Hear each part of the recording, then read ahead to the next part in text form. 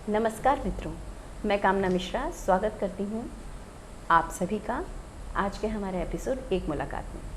हर बार की तरह इस बार भी हम एक ख़ास शख्सियत से आपको मिलवाने के लिए लाए हैं। जैसे कि आप सभी जानते हैं कि नारी शक्ति का स्वरूप है, संघर्षरत रहती है, उसके बाद भी प्रगति के पथ पर लगातार अग्रसर रहती है। ऐसी एक नारी को मैं आप सभी के समक्ष लेकर आई हूँ, जिनका नाम है सुश्री योगिता मनचंदा। योगिता जी, स्वागत है आपका। धन्यवाद कामना जी। सबसे पहले तो मैं कामना जी का, ट्रू मीडिया का, अपने पेरेंट्स का और सबका धन्यवाद करना चाहती हूँ कि जिन्होंने मुझे इस लायक समझा और आज इतना सम्मान दिया और यहाँ पे बुलाया, कुछ मेरे बारे में बताने के लिए, कुछ मेरे बारे में जानने के लिए। धन्यवाद कामना जी। धन्यवाद योगिता जी। योगिता जी पेशे से, जैसा कि आप देख रहे हैं, काला कोट वकील हैं, लेकिन इस काले कोट के पीछे भी एक कहानी है। असल में ये इकोनॉमिक्स की टीचर रहीं, 11th-12th के स्टूडेंट्स को इकोनॉमिक्स पढ़ाती रहीं, गृहिणी थीं, शिक्षिका, शिक्षाविद, माँ, 2 बच्चे हैं। तो ये बात बहुत इंटरेस्टिंग है, बहुत दिलचस्प है कि हमारे जो दर्शक हैं वो जानना चाहेंगे कि एक शिक्षिका से, एक शिक्षाविद से वकील बनने का आपका सफ़र क्यों और कैसे, बताएं। कामना जी, ऐसा है, कई बार हालात और वक्त और हालात जो होते हैं कुछ हमें चैलेंज देते हैं। शिक्षिका हूँ, गृहिणी, शिक्षिका थी, गृहिणी हूँ, बच्चे हैं, सब कुछ है। वकालत में आने का इरादा तो नहीं था, लेकिन हालात ने कुछ ऐसा बना दिया कि आना हुआ। मेरे हस्बैंड 2015 में उनकी डेथ हुई रोड एक्सीडेंट में। तो उनका केस चल रहा था। क्या करते थे आपके हस्बैंड, कृपया बताएं। हस्बैंड सर्जन थे और उनका रोड एक्सीडेंट में उनकी डेथ हुई और इसी कारण मुझे रोज़ कोर्ट जाना, धक्के खाने होते थे। तो मुझे लगता था कि मुझे उस चीज़ की नॉलेज होनी चाहिए, मुझे पता होना चाहिए कि हमारा कानून हमें किस तरह हमारा सपोर्ट करता है, साथ देता है, हमें क्या क्या करना चाहिए। एक नॉलेज के लिए मैंने वकालत में आने का सोचा। मेरे पिताजी। योगिता जी, ये बहुत बड़ी बात है, क्योंकि एक तो पति का नहीं रहना बहुत बड़ा आघात है। बच्चे काफ़ी छोटे थे आपके, क्या आयु रही होगी बच्चों की तब? 4 साल और 5 साल।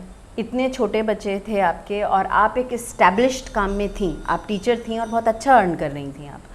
तो जब ऐसी कोई दुर्घटना घटती है तो जो महिलाएं पैरों पे नहीं खड़ी होती हैं, उनके लिए एक चुनौती हो जाती है कि पैरों पे खड़ा होना है सबसे पहले। लेकिन आपके आगे वो समस्या नहीं थी, आपके पति सर्जन थे, तो आर्थिक रूप से भी आप स्टेबल रही और आप अच्छा खासा कमा रही थी। फिर आपने लाइन स्विच करी और आप वकालत में आईं, तो उसका कुछ खास मकसद रहा होगा, क्योंकि इसके लिए इस मनस्थिति के संग बच्चे भी हैं और जैसा जितनी मुझे जानकारी, आपकी माता जी की तबीयत भी ठीक नहीं है, शायद उनको पैरालिटिक हैं, बेडरिडन। 12 सालों से पैरालिटिक। 12 सालों से वो पैरालिटिक हैं और आप अकेली हैं, मेरे ख्याल से आपके सिबलिंग्स, भाई बहन नहीं हैं। तो पति भी नहीं रहे। तो ऐसी परिस्थिति में इस मानसिक स्थिति के संग पढ़ाई करना और एक नए क्षेत्र में आना और सेलेक्ट होना और वकील बनना, ये बहुत बड़ी बात है। तो ऐसा करने की क्यों सोची आपने? देखिए, एक चैलेंज मिला था, क्योंकि उस समय रंग में भी भेद किया जाता है। जब पति का स्वर्गवास हो जाता है, रंग नहीं पहनना, ये नहीं करना, ये नहीं खाना, पर एक ही चीज़ दिखती है, माँ हूँ, बच्चे पालने हैं, बच्चे देखने हैं। और चैलेंज था कि उन लोगों के लिए भी करना है जिनको कानून तक का ज्ञान नहीं है। कि उस टाइम मैंने सोचा कि मुझे पढ़ना है और उन लोगों के लिए भी करना है जिनके पास ना पैसा होता है, ना नॉलेज होती है। मैंने कहा मैं वकालत में आऊँगी, प्रूव करूँगी। और बच्चों को स्कूल से लाने के बाद रात को 10 बजे से सुबह 3 बजे तक मैंने पढ़ाई की है। और शायद किसी को नहीं पता होगा, लेकिन मैंने अपने पूरे सेमेस्टर में, हर सेमेस्टर में और अपने LLB में मैंने 21 कॉलेजेस में टॉप किया था। वाह, बहुत बहुत बहुत उपलब्धि है आपकी। देखिए, माँ सबसे अधिक शक्तिशाली है इस संसार में। माँ को हम शक्ति स्वरूपा कहते हैं। तो ये एक माँ हैं योगिता जी, जिन्हें मैं आपसे मिलवा रही हूँ, कि इतना बड़ा कहर टूटने के बाद भी इतनी विपरीत परिस्थितियों में एक पढ़ी लिखी महिला जो आत्मनिर्भर थी, लेकिन अदालतों के धक्के खाने पर उन्होंने ये निर्णय लिया कि मैं अपने लिए ही इंसाफ की लड़ाई नहीं लड़ूं, बल्कि दूसरी महिलाओं के लिए भी जो इनकी तरह सक्षम नहीं है, ये आर्थिक रूप से सक्षम भी थी और शिक्षित भी हैं, पैरों पर खड़ी थी। उसके बाद इन्होंने ये किया इसलिए ताकि स्वयं के लिए भी न्याय पा सकें और बाकी महिलाओं को भी जो सक्षम नहीं है न्याय दिला सकें। और आपके पति के केस के बारे में आप बताना चाहेंगी, आपको न्याय मिला? हाँ जी, बिल्कुल न्याय मिला, जो कि बहुत लंबे समय तक चलते हैं। कितने वर्ष 3 साल 5 चला साल है? चलते हैं। लेकिन जब मैंने वकालत ज्वाइन की और मैं खुद जाती थी, आगे बात करती थी, समझती थी, तो वो 8 महीने के अंदर ही, मतलब 3 साल अलग चला, पर उसके बाद वो 8 महीने के अंदर ही हम केस जीत गए। बहुत गर्व की बात है, बहुत गर्व है मुझे, और मैं प्रणाम करती हूँ आपकी विद्वता को, आपके संस्कारों को, आपके माता पिता ने जिस तरह से आपका पालन पोषण किया। थोड़ा सा आप हमें अपने मायके के बारे में, अपने जो फैमिली बैकग्राउंड है वहाँ, और थोड़ा सा ससुराल के बारे में बताएं। जी, मेरे पिताजी पंजाब पुलिस में थे, हम चंडीगढ़ से हैं, और मम्मा और पापा दोनों का ही बहुत सपोर्ट रहा है। मेरी नींव और मेरी जो बैकबोन कहते हैं, रीढ़ की हड्डी, मेरे पापा रहे हैं। बहुत समय घबराई हूँ, गिरी हूँ, लेकिन मेरे पापा ने मुझे हमेशा उठाया है। उन्होंने कहा है जो कोई नहीं कर सकता ना योगिता, वो तू कर सकती है। इसका मतलब ये हुआ कि पुरुष का जो सपोर्ट है मायके में बेटियों के पिता के रूप में और भाई के रूप में बहुत ज़रूरी है। बिल्कुल, पुरुष का सहयोग यदि हमारे को पैदाइशी मिले, पिता के रूप में मिले, भाई के रूप में मिले, तो उसी प्रकार से हमारे जीवन साथी और जीवन का आगे जो है शेप होती है। बिल्कुल। तो आपके पिता भी मिसाल हैं, एक उदाहरण है समाज में उनके लिए, जो अपनी बेटियों को सपोर्ट नहीं करते। हालांकि अब तो समाज बदल रहा है, लेकिन ये बहुत अच्छी बात है कि आपके पिता ने आपको सपोर्ट किया। एक बात आपके बारे में मुझे और पता लगी है योगिता जी, कि आप मिस चंडीगढ़ रही हैं। हाँ जी, सन 2001 में मैं मिस चंडीगढ़ रही हूँ, और मतलब अपने कॉलेज टाइम में यूथ फेस्टिवल्स में बहुत पार्टिसिपेट किया, और चंडीगढ़ की बेस्ट एक्ट्रेस भी रही हूँ। वाह, और आयुष्मान खुराना आपके क्लास और फ्रेंड रहे। जी, मतलब आपकी शख्सियत को मैं प्रणाम करती हूँ। आप ग्लैमर फील्ड में भी जा सकती थी, क्योंकि आप मिस चंडीगढ़ रही हैं और आयुष्मान खुराना जी आपके क्लास फेलो रहे हैं। इतना, जब आप एक्ट्रेस भी नहीं और खूबसूरत भी बहुत थी, और विदुषी तो आप हैं ही, क्योंकि आप शिक्षाविद बनी, वकील बनी, आपने ग्लैमर के फील्ड में जाने का क्यों नहीं सोचा, जब ऑलरेडी ब्यूटी कॉन्टेस्ट आपने जीता था? ग्लैमर का जो फील्ड होता है वो सिर्फ मनोरंजन के लिए होता है। ठीक है, हर कोई अपने लिए कुछ ना कुछ बना होता है किसी के लिए, लेकिन मेरी इच्छा थी कुछ प्रूव करना, कुछ करके दिखाना। अच्छा, मतलब आपका चॉइस था आप एकेडमिक्स में जाएं। एकेडमिक्स, तो you are beauty with brains, सौंदर्य और बुद्धि का मिश्रण। नहीं, बहुत अच्छी बात है, सभी महिलाओं को होना चाहिए। इस बात पे मैं इसलिए जोर दे रही हूँ क्योंकि कुछ स्त्रियां हैं जो केवल सौंदर्य के आसपास ही, उनका सब कुछ अपने सौंदर्य के आसपास ही घूमता है। तो ऐसा नहीं है। नारी सौंदर्य का प्रतीक है, सृष्टि और प्रकृति सौंदर्य का प्रतीक है। नारी सौंदर्य पे साहित्यकारों ने, कवियों ने, शायरों ने बहुत कुछ कहा है, लेकिन नारी विदुषी भी है, बुद्धिमती भी है। बिल्कुल। और अंत में सौंदर्य नहीं, उसकी शिक्षा, उसकी बुद्धिमता ही काम आती है। इसका उदाहरण, जीवंत उदाहरण आपके सामने योगिता जी बैठी हैं।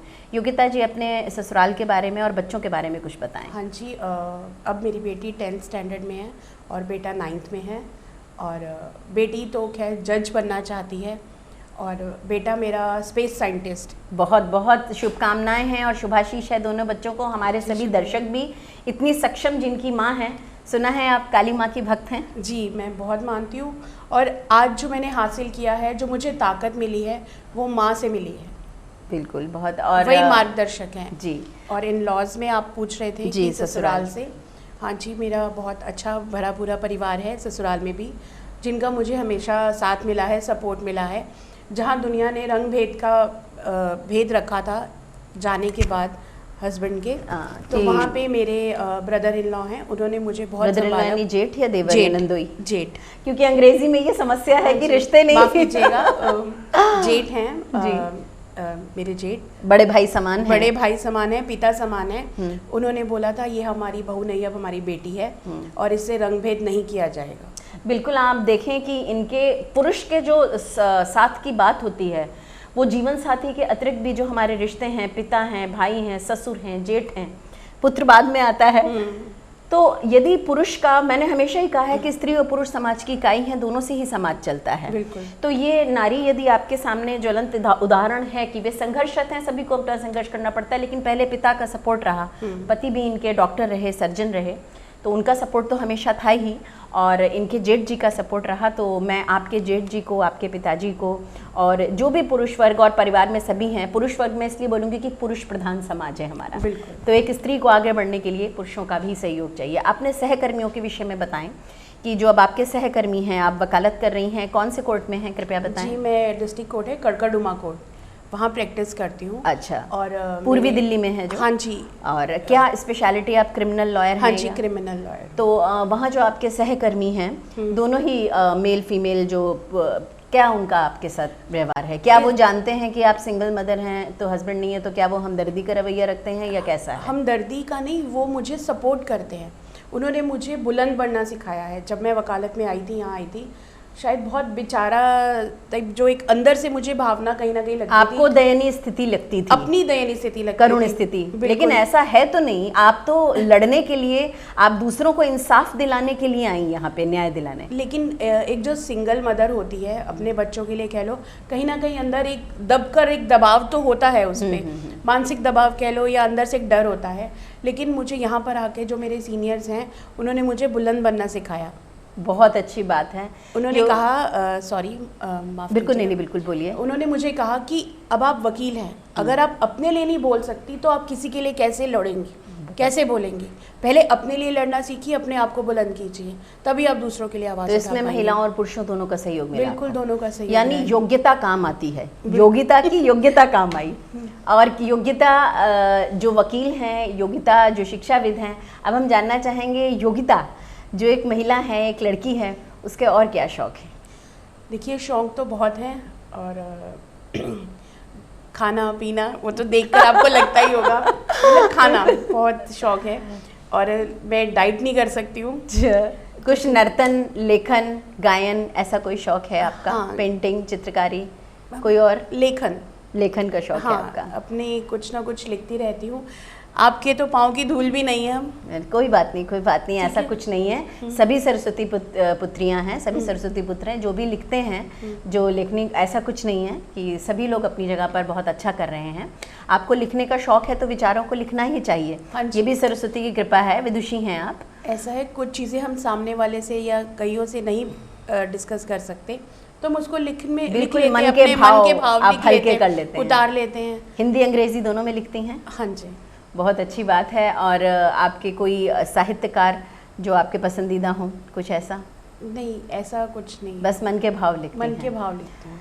अब आप हम समाज में क्या संदेश देना चाहेंगी महिलाओं के लिए, विशेष रूप से उनके लिए जो बहुत संघर्षरत हैं, सिंगल पेरेंट भी हैं, जनरल भी, और ऐसी महिलाएं जो इस स्थिति में हैं कि पति नहीं है और उन्हें अपना बच्चों को खुद ही निर्वहन करना है, उनके लिए क्या संदेश है, और जनरल सबके लिए क्या है? देखिए, जब संविधान ने आज 72 साल होने वाले हैं, महिलाओं के लिए बहुत कुछ अधिकार रखे हैं, उसको जानने की कोशिश करनी है। पहले तो हमें पढ़ना है, छोटा हो या बड़ा, महिलाओं के लिए पढ़ाई बहुत ज़रूरी है। और नहीं भी पढ़े लिखे, आप अपने आप में हिम्मत रखिए, क्योंकि अगर हम हिम्मत हार गए, हमारे बच्चों को कौन देखेगा? क्योंकि अगर माँ, महिला अगर दुर्गा है तो वो चंडी भी है। अपने बच्चों को अपने हिसाब से पालिए, उनको अच्छे संस्कार दीजिए, क्योंकि क्या है, ये दुनिया क्या है, कर्म भूमि है, हमें कर्म करना है।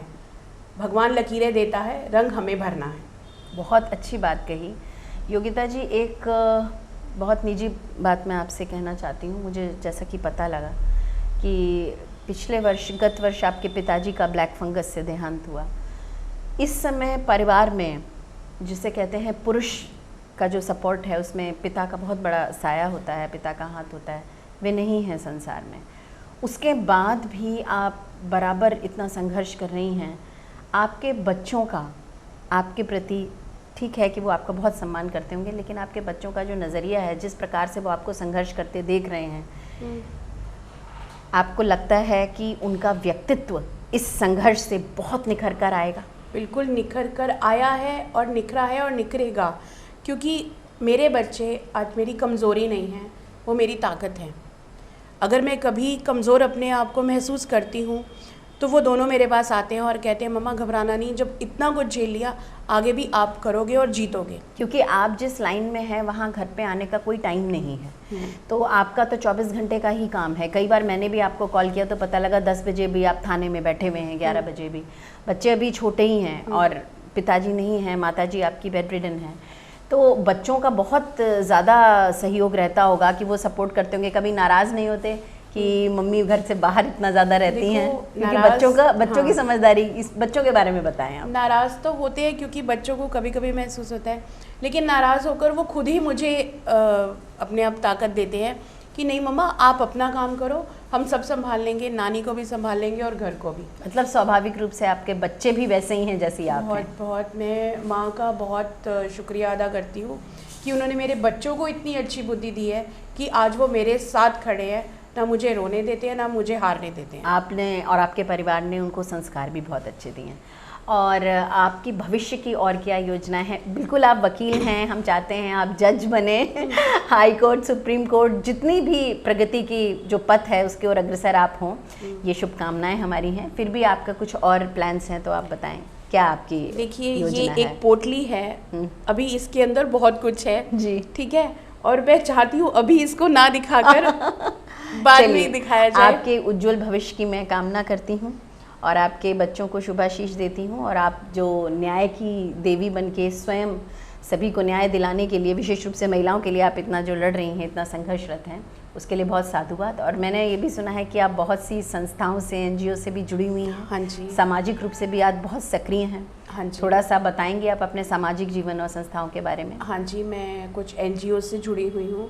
उसके सिवा मैं श्री माँ कामाख्या फाउंडेशन, एक रिलीजियस फाउंडेशन भी है, महिलाओं के लिए ही है। महिलाओं के लिए भी है, जो धर्म के साथ साथ महिलाओं के लिए बहुत कुछ कार्य करती है। और उसके साथ ही दिल्ली वुमेन क्लब है, उनकी मैं मेंबर हूँ।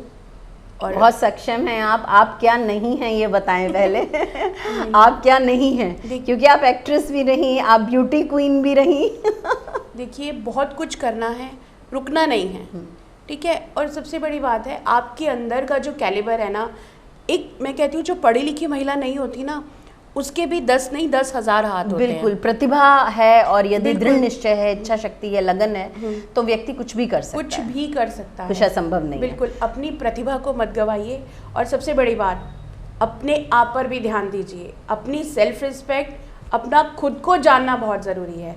लव योर सेल्फ, अपने आप को भी प्यार कीजिए। बिल्कुल, बहुत अच्छा संदेश योगिता ने दिया कि स्वयं से प्रेम करें और आत्मसम्मान से समझौता न बिल्कुल। करें, और परिश्रमी रहें, लगन से करें तो कुछ भी असंभव नहीं है। जैसा कि आप देख रहे हैं, अपने पति का जो देहांत हुआ था, जो उनका एक्सीडेंट हुआ था ट्रक से, वो इंसाफ की लड़ाई इन्होंने लड़ी, जीती और अब दूसरों को न्याय दिला रही हैं। तो बहुत सुंदर संदेश आपने समाज को दिया, नारियों को दिया। और मैं प्रणाम करती हूँ आपको, आपके परिवार को, आपके माता पिता को जिन्होंने ऐसे संस्कार दिया, आपके ससुराल वालों को, और आपके बच्चों की उज्जवल भविष्य की कामना करती हूँ। तो ये हमारे साथ योगिता मनचंदा जी रहीं, और आशा है कि इनका साक्षात्कार देखने के बाद बहुत से लोगों को, विशेष रूप से महिलाओं को, बहुत अधिक ऊर्जा मिलेगी। ये एक उदाहरण है, और जीवन में संघर्षरत बने रहना चाहिए, और कर्म करें और फल की इच्छा न करें, फल ईश्वर हमेशा अच्छा ही देंगे। इसी कामना के साथ मैं धन्यवाद अदा करती हूँ योगिता जी का। मैं कामना मिश्रा, ट्रू मीडिया चैनल के कार्यक्रम एक मुलाकात से। धन्यवाद। अगर आप ये वीडियो YouTube पर देख रहे हैं तो हमारे चैनल को सब्सक्राइब करें और बेल आइकन को दबाना ना भूलें। अगर आप Facebook पर ये वीडियो देख रहे हैं तो हमारे पेज को लाइक करें।